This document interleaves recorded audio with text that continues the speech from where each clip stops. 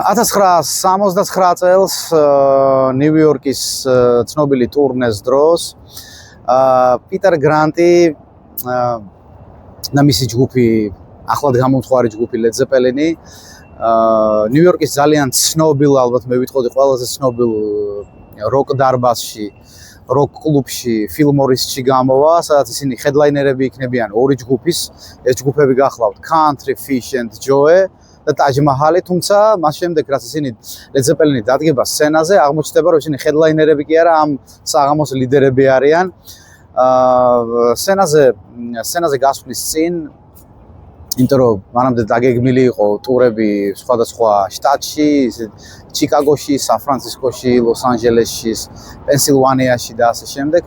მოულოდნელად ჯიმი პეიჯი გახდება ავად, მას მაღალი ტემპერატურა ექნება და პიტერ გრანტი დაიჟინებს, რომ ის მაინც გამოვიდეს სცენაზე და ეს